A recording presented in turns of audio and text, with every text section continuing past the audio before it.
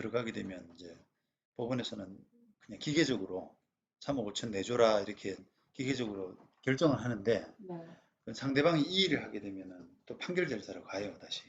어, 그러니까 이제 이 일을 만약에 지금 근데 할 만한 사실 상황은 아닌데 이 일을 할 수도 있나요?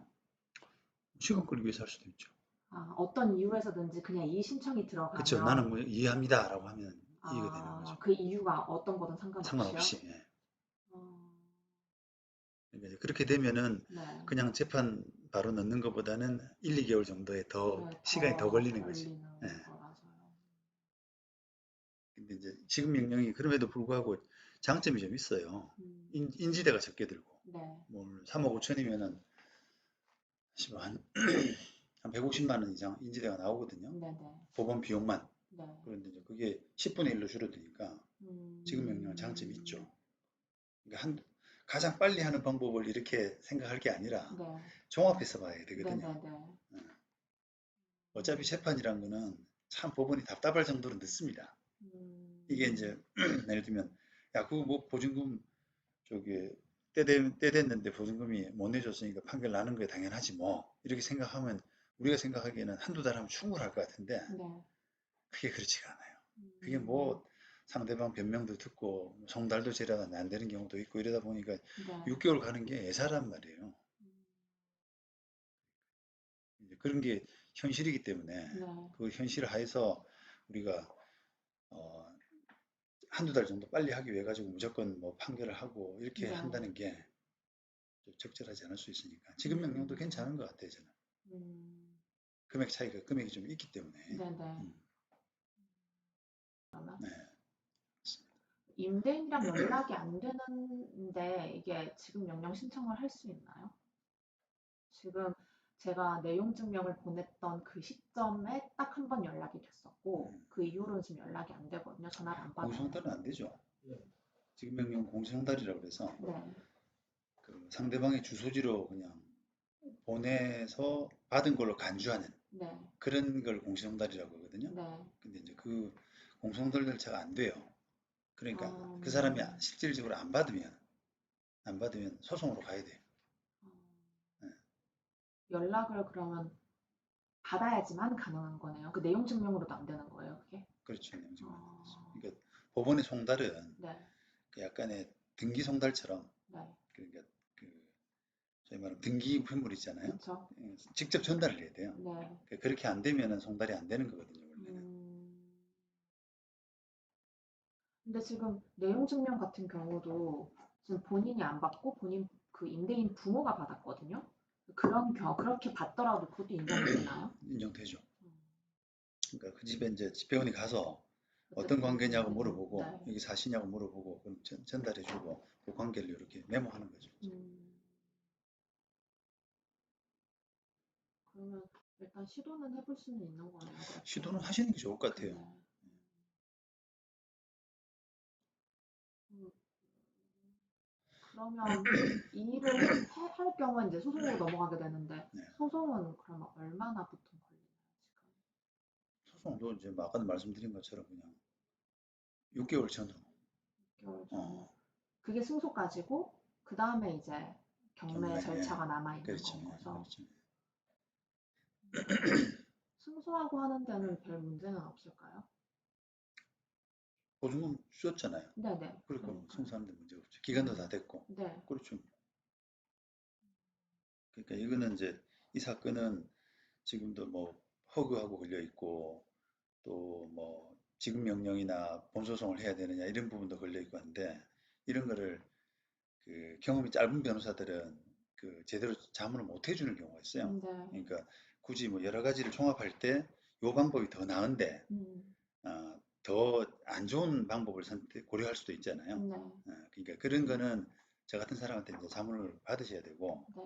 나머지는 이제 기계적인 절차거든요. 네네. 주급 명령하는 것도 뭐 예를 들면 뭐 비용 자체가 뭐 얼마 안 들어요. 네. 변호사님 할 필요도 없고. 네네. 그러니까 이제 그런 것들은 그냥 저희들이 적절하게 도와드리면 되는 거죠. 음, 본인 일로 하시라 또 뭐 적절하게. 네네. 아, 그러면 그 한 가지 더 여쭤볼게요. 제가 이제 처음에 이제 보증이행 신청할 때 이제 그쪽에서 임차권 등기도 당연히 다 그때 이미 신청을 했었고 설정을 다 해놓고 음, 해놨는데 음.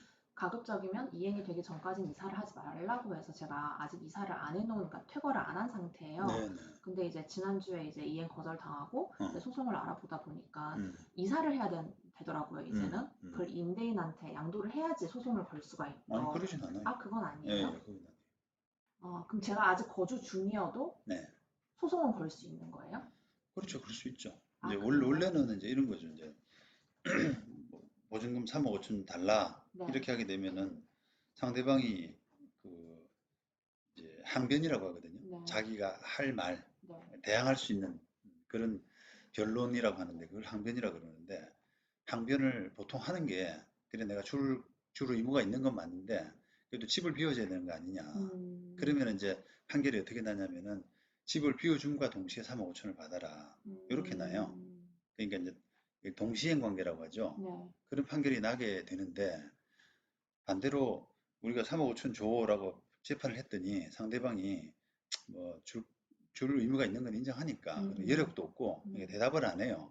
사실 말하면 그 아까 동시행 항변을 안 한다 이 말입니다. 네, 집 비워줘야지 돈 줄게, 집 비워줌과 동시에 돈 줄게 이런 항변을 안 하게 되면 그냥 승소 판결이 나버려요. 네, 3억 5천을 줘라. 이자하고 3억 5천을 줘라 이런 판결이 나버려요. 그러면 이제 그 민사소송이라고 하는 거는 상대방 그러니까 그 상대 주장과 항변이라고 하는 당사자가 뭔가 주장을 해야만 법원이 받아들일 수 있는 그런 한계가 있거든요. 네, 그러다 보면 그냥 집을 안 비워주고도 이자까지 판결이 날 수가 있죠. 음, 그래서 지금은 어쨌든 보통은 이제 보증금 반환받기 전에는 나갈 돈도 없고요, 사실. 그죠? 그쵸, 네, 나갈 돈도 없으니까 그냥 머물러서 소송을 하는 게 맞는데요. 네, 머물러서 소송하게 되면은 아까 상대방이 제대로 대응하면 그냥 집을 비워준과 동시에 3억 5천을 받아라 라는 판결이 날 수밖에 없다. 근데 음, 운 좋으면 상대방이 대항을 안 하면 그냥 승소 판결이 난다. 어, 점유하는 걸 권해드립니다. 그래요? 일반적으로요. 아, 왜냐하면은 이제 우리가 지금 임차권 등기도 했기 때문에 사실은 이제 나가도 법률적인 권리를 상실하지 않거든요. 네네, 그런데 이제 뭐가 문제냐면은 이렇게 몰린 사람들 있죠. 임대인. 네, 뭐 이렇게 돈 못 주고 뭐 가압류 들어오고 이러면 네네네네, 사람이 몰렸잖아요. 네, 그러면은 그냥 어떻게 될지 몰라요. 집이 비워져 있으면은 그냥 자기 집이라 음, 생각하고 문 따고 월세 드리고 네, 막 이런단 말이에요. 아, 그런 그럴 경우를 수가 왕왕 있었죠. 봤어요. 그죠? 어차피 너는 뭐 경매해서 돈 받아갈 거 아니냐. 네네, 근데 나도 먹고 살아야 되니까 네, 그거 저기 월세라도 얼마라도 건지겠다. 네, 이렇게 돼버리면 꼬이잖아요. 예. 오히려, 그래서 이제 어, 예, 저는 그렇게 생각을 낫지 않을까라고 생각을 했던 게 음, 혹시 그 지급 명령 신청을 할 때 이제 제가 그러니까 점유를 하고 있으면 음. 임대인이 임차인이 점유하고 있어서 라는 뭔가 얼토당토하는 그런 뭔가 이렇게 이의 신청을 할까 봐.